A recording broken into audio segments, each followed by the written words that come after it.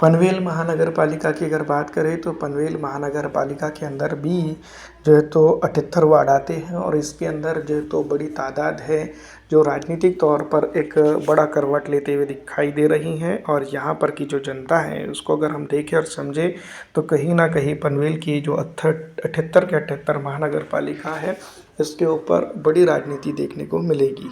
यहाँ पर अगर बात की जाए पिछड़ा, दलित, आरक्षित, मुस्लिम और कई अन्य समाज बांधव एक दूसरे के साथ बाहमी ताउन के साथ चलते हैं। इस इलाके की राजनीति की अगर बात की जाए तो कहीं ना कहीं जो तो कांग्रेस और बीजेपी के बीच में अच्छी बैठते हुए दिखाई दे रही है। पनवेल के अंदर अगर देखा जाए तो राष्ट्रवादी कांग्रेस पार्टी अजीत पवार का भी काफ़ी अच्छा जो है तो जिसको हम कह सकते हैं इन्फ्लुएंस देखने को मिलेगा।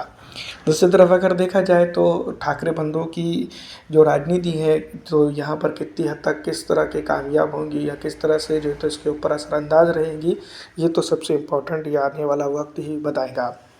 पनवेल की राजनीति में अगर सबसे इम्पोर्टेंट पॉइंट या इम्पोर्टेंट रणनीति और राजनीति करते हुए कोई दिखाई दे रहा है तो यहाँ पर हम उसको यही कह सकते हैं कि यहाँ पर सबसे इम्पोर्टेंट यही है कि 4 पॉलिटिकल पार्टियों का जो तो जमावड़ा देखने को मिलेगा और इस इलाके की राजनीति पूरी तरह से उथल पुथल हो सकती है।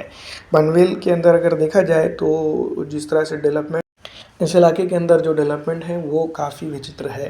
पिछड़ा, दलित, आरक्षित, मुस्लिम समाज की अगर बात करें तो पनवेल के अंदर बड़ी तादाद जो है तो यहाँ पर जनता की जो तो अपना एक अलग रसूख रख रही है। तो इस इलाके की अगर देखा जाए तो पनवेल के अंदर बड़े राजनीतिक बवंडर और बड़ी राजनीति यहाँ पर होते हुए दिखाई दे रही है। किस तरह से यहाँ पर की जनता और कौन जीत दर्ज करता है ये सबसे इम्पोर्टेंट पॉइंट रहेगा।